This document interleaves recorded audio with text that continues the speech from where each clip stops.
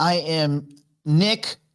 I'm here with Toufii Saliba, CEO, the head, the brain, the future, part of the village that is the future of the global brain of HyperCycle. And this is This Week in HyperCycle. We are November 19th, and we're going to find out what's going on. Toufii, what's going on in the world of HyperCycle?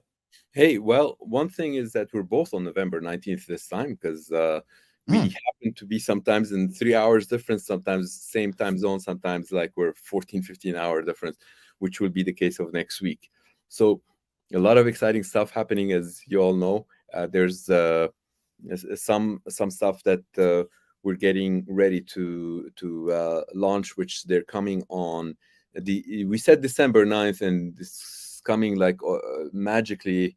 I don't know how these things happen in this company. The first time in my life in any software company, we set the date and we end up like doing it less and less. So it's going to be actually December 8th.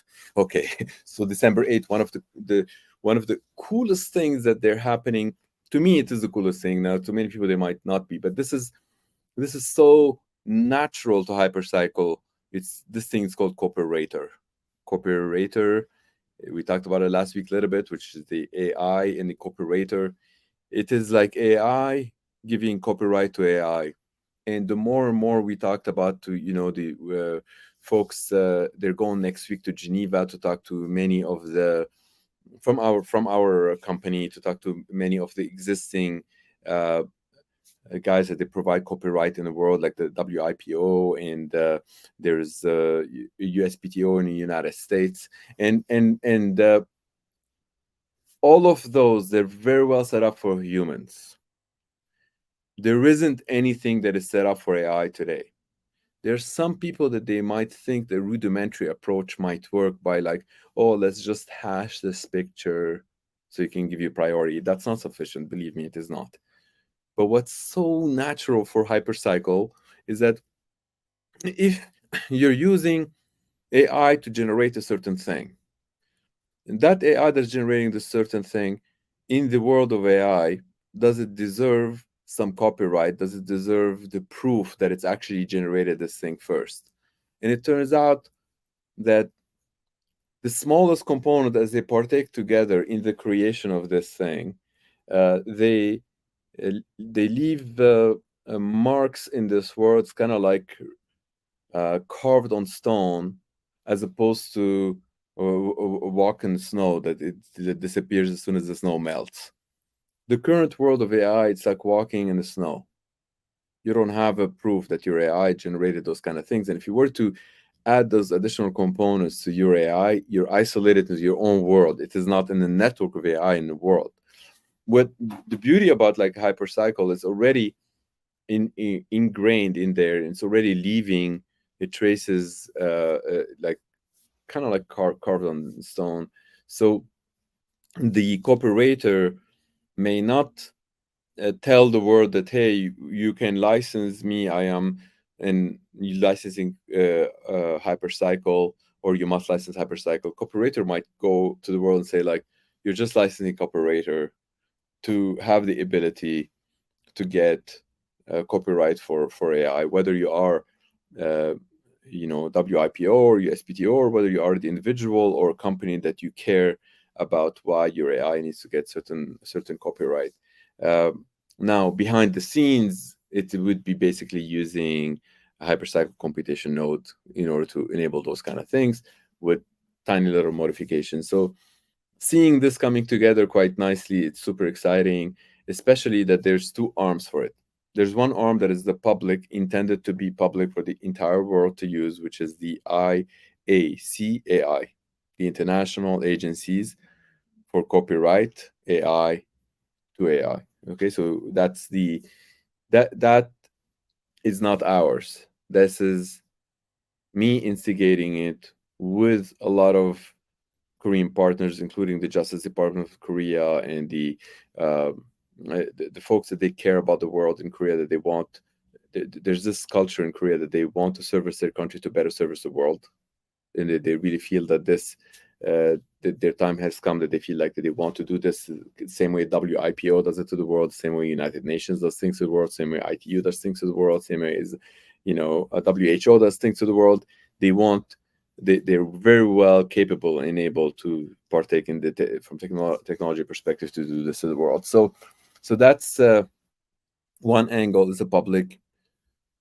With us and Hypercycle, we're giving it that private thing that is going hand in hand with it. So the progress on this is going quite nicely, and that is something that I felt to share with you, because last week we said that it's December 9th. It's going to be actually December 8th. There's a lot of things that are happening from now until then, including something that people, they care a lot about, which is referred to as the HyperShare. And we've heard from the two agencies with HyperShare that they are pushing it through this week. So which means if you have a license, you're able to pledge it. You don't have to worry about the rest of the details. You just pledge it. And if you have a token, you can just pledge it. If you have a hardware, you can just pledge it. If you have any one of the components, you can basically plug it into the HyperShare. Why is that so? As a recap, HyperShare is the marriage of the license and the tokens. Certificate is represented in the 1155, which we're calling it HyperShare.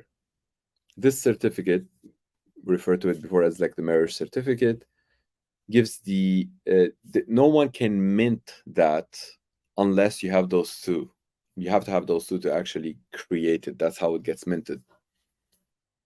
Once it is minted, which is basically you have to get married to get the marriage certificate. You can't get the marriage certificate if you're not really getting married, type of thing. So getting that certificate gives you, by construct, two different tokens. One is called the W token. You get about I think 1 billion of those. We'll get you the exact numbers, Nick. Perhaps it's and you get 1 billion of the R token. Why do you need those two? Well, one is likely to be treated as security token, which is the W token. That's the wealth creation. So if you were to be having partners in that business, and those partners, they're buying shares into your company or whatnot, you must comply with some security law for whatever this thing is, like the W token. Well, the rev share token is a rev share. It's like if people, they're doing work, they're providing hardware, whatever it is purely structured for the purposes of that. So if you own all the W token, then you own this thing. But if you own the rev share token, you don't own this thing. You just own whatever revenue that can come out of it. Toufii, in a situation like that, what is the average person going to find themselves doing with these tokens in the beginning? So let's say we lead into the compute phase, HyperShare token is available, we start merging tokens and licenses. Someone that was thinking, oh, I'm probably going to pledge this to HyperPG or Right. HyperPools or something like that. What would they be doing with these tokens, or would they be doing anything? Yeah, well, I mean, if somebody is putting everything together, like we said, you will own all the W and all the R. But if you're only putting a piece of that, you get a piece of each. Okay. So if you are getting a piece, let's say, of the RevShare token, this means that every time this AI compute runs, you get revenue to whatever wallet that you receive those R tokens. So remember, you have those R tokens sitting in like wallet XYZ. That wallet XYZ is going to receive a percentage based on you holding those tokens. It's basically, it's indicating to the world that you have a share of the revenue. If you have a piece of some of the W, then those W tokens, it's like you own shares in the company. Those, they have to be kind of like security, which means that they probably don't give you money when there is like revenue or whatnot. But if this thing appreciates in value, you'll be able to sell them for higher, and that's why they're treated as security, because those, they don't really do anything. You buy them, and then at one price they go up. The other ones, they just you allocate yourself a percentage of whatever revenue that comes in. You always get that revenue. So if I was so like as an example, if we were pledging, I have an 8 node bundle. At some point, I marry the tokens to that, and I take that and I pledge that to HyperPG. Mhm. Am I giving them all of the tokens, and then they're giving me a percentage back, or what does that partnership look like? If you, in that example that you said, you have eight licenses, and you're putting both the licenses and the tokens together, or you're just putting the 8 licenses? Yeah, so I marry my tokens to my licenses.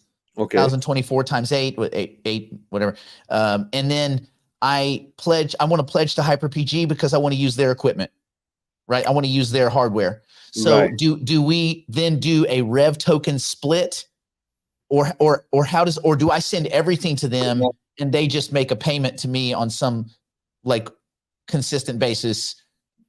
How does that work? Okay, so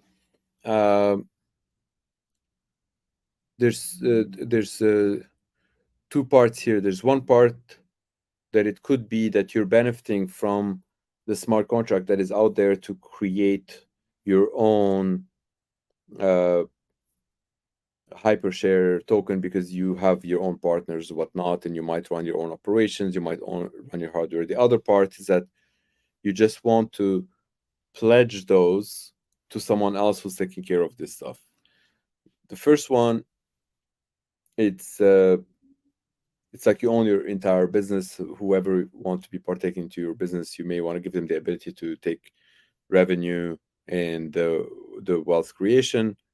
But the second part, if it is 8, which is part of a bigger set, so let's say of like 512, and somebody's running like those big machines that they're running AI compute, they need many licenses. They need 512 licenses, and they happen to have, let's say, 504, and then you happen to come those 8 and give it to them.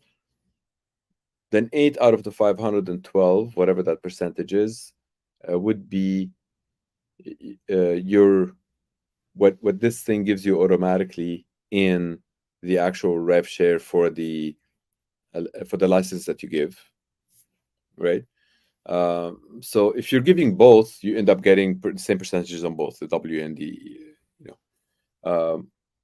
yeah. So there is no like so it's the way it is built, Nick. It's like there is no percentage that someone else is like shaving or taking apart. Like the reason why folks they play with this thing is just because they're allocating some part for the hardware, some part of the software, some part of the electricity, some part of the license. There is we've been super transparent across the board from the very beginning of the days, from the very first time we opened the door for the hypercycle. We said the only way for us to make money is selling licenses and a 1% royalty, which means that 1% doesn't get triggered unless everyone gets paid. Then we get that 1%. So so whoever is running this entire pool, they know that they're paying 1%. Do they do it manually? And no, that's what the beauty about this this HyperShare. It does it automatically, that it sends the percentages accordingly to all the participants in the setup. So for most people that are not running their own hardware, these 2 tokens are not going to be used a lot by them. This is going to, right? So that like they may be pledging to somebody else using their hardware. So for the average person, I would say the average person doesn't have a master node. The average person has some amount of licenses that are not equal to a master node. So the average person, this probably wouldn't come into effect, at least early in the compute era, because if we fast forward a few years and there's been many splits, now what looked like a little business might now be a big business. And then these things might be quite important. But for now, your average person's probably not going to have to like do any mental Olympics with the W and R tokens. Right. Yes, and in the example, in the percentages that I gave, by the way, it's important that I'm just like throwing out examples, assuming as if the person that is giving that 8 out of the 512, they own all the pieces of 8 out of the 512, and that percentage would work out to be accurate.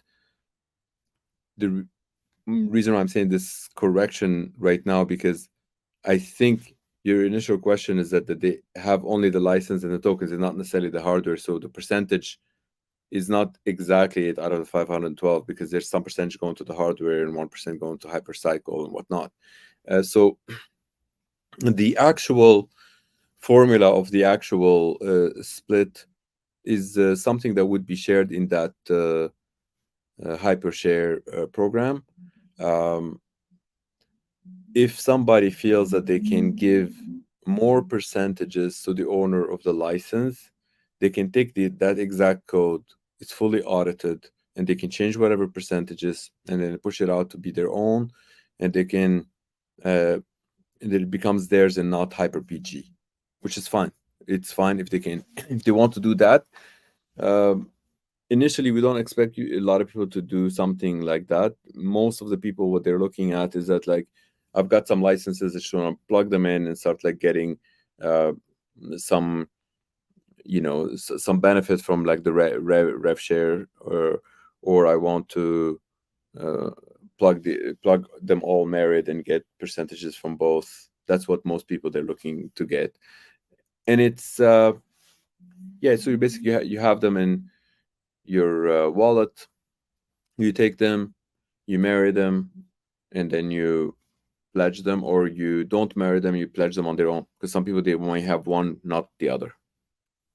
When do we expect, I know you were saying lots of audits are starting to come home clean, and that's great. So when could you say, just as if you can estimate, when somebody with those 8 licenses, when would they be able to marry tokens into those and then point them in some direction? If so, this audit that is coming for this week, this one is, if this one is coming for the entire 512, Nick, which means that somebody who has a 512, they're able to marry them all together with the tokens, which also means if they have the 512, if they don't have the 512, they need them, which means if you have part of them, then they're going to give you a pool where you can put part of what they need to accumulate in order to actually get to that marriage. Which, if I may, I might share quickly like a screen of like some of the guys that we're working towards partnering with. Can I do that? Yes, of course. All right, cool. Let me see if I have it. Yeah, I think that's the question I get the most is, when can I marry my licenses, and when can I pledge them? And I say, soon. Right. Okay, so here is share screen.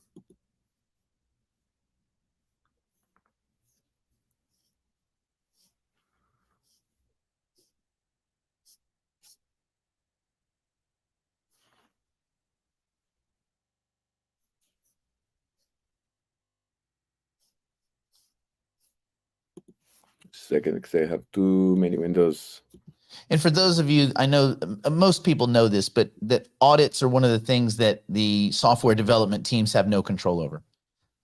You can build everything in Rome in probably 6 days. The audits, that's out of your hands. All you can try to do is explain to the auditors and try to simplify your technology or your software proposition so that they know what they're looking at, because audits are based not just on the code, but on what the code's trying to accomplish and what kind of security vulnerabilities that could expose, and things like that. So it's just not so simple. Sometimes you're just waiting. Like we've been doing some stuff at Node Market in the back end, actually, to support people's HyperCycle license portfolios, so they can have a full management deck.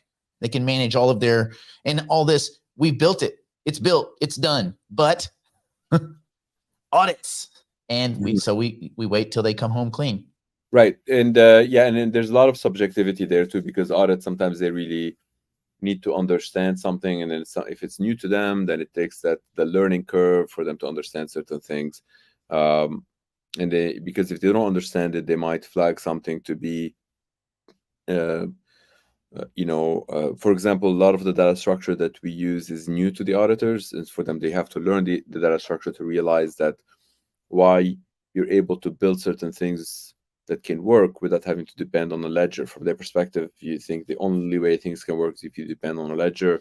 So there's that learning curve here, because the node, if you're running a node, you're actually running the hypercycle native token, which is about 64 kilobyte file.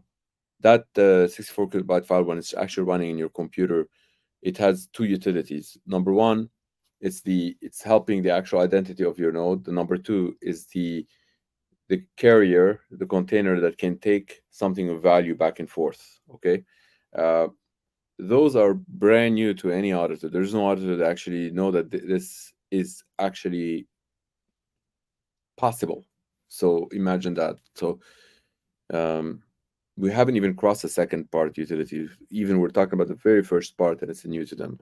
That spikes a question. I know in the background, I may have asked this before, but I do see this a lot too. Is there a native HyperCycle token wallet in the works so that people could just live in the C HyperCycle ecosystem without having to come back to the placeholder tokens of Ethereum and Binance?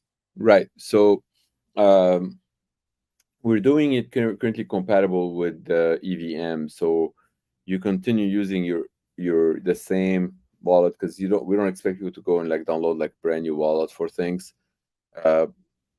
Whatever wallet that you use for like the EVM, you take it, you cross that bridge. There's a bridge that's also been audited. This is the one that like maybe out of 3 months ago, that you're able to get to the native token, even more than 3 months now. That gives you the ability to, it's referred to as CHYPC. So the way it would work, you take your tokens, you cross that bridge that it takes through CHYPC. From the view of the Ethereum world, you just took your tokens and locked them into an ERC 721, like basically an NFT. So you say you took 524,000 tokens, you locked them into this. That's from Ethereum world perspective, from any auditor, that's all they understand. It is the same wallet that gives you the ability to take those and now plug them into the machine that is going to liberate the native tokens. Those native tokens, each and every one of them has a unique number globally that uses the ERC-64 data structure. So that's effectively doesn't really depend on Ethereum from that point on. Once they are there, they can circulate the globe 8 billion times back and forth. They can go and be owned by everyone on the planet Earth and come back. Any one of the owners, they can actually take them back into Ethereum if they choose to, but they don't have to. They can actually get them to circulate between AI machines, or only AIs can own them and circulate them. They don't have to even touch people. So that's some of the benefits of the native token that is new to folks that they don't know that it existed. The one screen that I want to share here is like one of the examples of those machines that they are being built with partnership with Lambda and NVIDIA and whatnot. We have not secured partnership with NVIDIA. If somebody thinks like we will eventually, just simply because we are working in a space that we enable their customers to make more money on their AI and get their AI to be smarter. So it's eventual that we will get to that. But we're way too small at this point to get to that, despite the fact that we in the management, we know a lot of the people in the management there, and we could perhaps facilitate that a little bit sooner rather than later. But to have an actual partnership that is meaningful, that is organic, we need to have the volume. And volume is like, for example, like this machine here that I've shared with you before. If you were to have a machine like that, how many licenses you can run on this is 512, which is this one is a beast. It's 8x H100. It's you spend 330,000 to 380,000 some certain configurations of those machines that you can run 512, you can actually get it for $100,000 instead of 330,000, depending what kind of AI you want to run on it. So one of the announcements that will be coming out soon with the hypercycle, it's something that we've referred to in the past, is that we try to focus on the bottleneck. And here, let me see if I can. The bottleneck used to be finding computing centers. We moved from that bottleneck to another bottleneck that we need to address, that what our clients is looking for is computers. Right now, I feel like that machine that I just showed you, we've already secured close to about 1,000 of those. So if you have a lot of software, a lot of tokens, whatnot, you want to place them on those machines, we've secured like literally like thousands of those, so we can enable hundreds of AI businesses. So it's no longer a bottleneck at this point. But if you want to still buy those machines and still partake in this, it's still a business people can do by all means. We're just saying that currently it is no longer a bottleneck. So there's a lot of other bottlenecks that we were going to tackle down the road. And when we tackle bottlenecks, it's just because we're looking after our customers, because the business that doesn't really want, if we just take the lazy approach, saying it's like, well, we sold our software and tokens, it's not our problem, it's our customers to worry about that things, we may not necessarily be successful in the long run. But instead, if we always look into what our customers are looking for, if they're looking towards more facilities, we need to find them more facilities. If we want more hardware, we need to find them more hardware. Then we're trying to address their bottleneck. Then the likelihood for our success is greater. Toufii, before we finish this week out, what would you say, if you were to comment, if someone put a gun to your head, what is the current bottleneck that you feel, even if only by 2%? What do you feel is the current bottleneck? It's what we've anticipated this to be the bottleneck in about. We anticipated this to be the bottleneck in December 2024. Luckily, we got to this bottleneck in October of this year, and we're already getting some of those things when we say that we're getting AI compute to start channeling through our bloodstream in January. The AI compute, we've always knew that there is more demand than the supply. So we're coming into a territory where a lot of people, they'd be like, yeah, but who's paying for this? Well, if you were to look into the demand of AI compute, it's extremely high, and coming here in this space and saying, no matter what and how much money that you're spending on your AI compute, HyperCycle is not here to replace AWS. It's here to, if you want to continue doing it on AWS, it's just going to give you more mileage on your bucks. Okay, that's from one angle. That's what most people care about when they're buying AI compute. Now, of course, there's the other side of it. When we say, what does HyperCycle do? It does two things. For your AI compute, makes it make more money. From another side, it makes it more intelligent by having access to a lot of AI. There's certain clients that they don't really care to make more money. They have lots of money. They just want to become more intelligent. Those, they are likely to continue being in those like private, like big data centers. They won't going to channel money to our ecosystem. I don't expect those to actually start channeling right away. Those, they will take some time. But what we're expecting to come in right away in January is those that they benefit from both sides of the equation, which is great. We want them to benefit from both sides of the equation, and that's when we we say small, we're still talking about 2 to 3 million active daily users that they have. So that it would be great to see them coming through and manifesting themselves. So yeah, so the bottleneck right now is getting more and more of those, Nick. So if somebody says that like, hey, I have a very good contact in Microsoft Azure, I want to channel them to you guys, I would be like, wait, I know the CTO of like Microsoft too, and I know that they will not go on to be, oh yeah, hey, we're gonna go to HyperCycle. It would take at least 9 months of security audit for somebody like Microsoft to start channeling in. But if you do know a startup that is doing really well and spending $100,000 a month in AI compute, please let me know. I'm here to help them, and I'm here to help them and help our customers to kind of like get them together. So that is, I think, it's going to be my bottleneck for the next while, and I hope we can continue moving from one bottleneck to the next as fast as we've been doing. So it'd be great. So yeah, I would just say kind of to put a button on that, anybody that's in the world and you have business contacts and you think, this might be a good fit, it never hurts to send an email and see if they're a good client. You don't have to bag all of the big giant fish. If you bag a lot of little fish, it's the same thing. It's compute, it's consistency.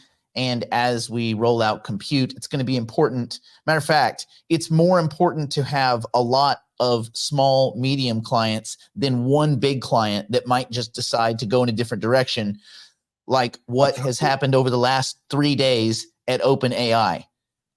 You just don't know what tomorrow looks like.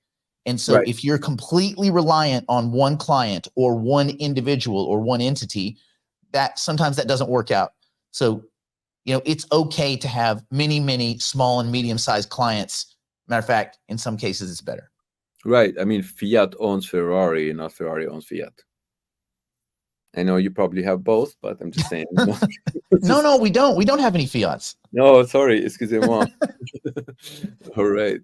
Thanks, everybody. Thank you, Toufii, for spending the time with us. I look forward to doing this again. Any fun plans for Thanksgiving? Not a lot. Unfortunately, I might be on a flight, but I'll try to have turkey so that I can sleep on that flight, maybe for a change. Hopefully, the in-flight turkey is delicious. Right. And on that note, we'll see you guys soon. Thank you for tuning in. Thank you, Toufii. Happy Thanksgiving. Take care. See you guys. Bye-bye.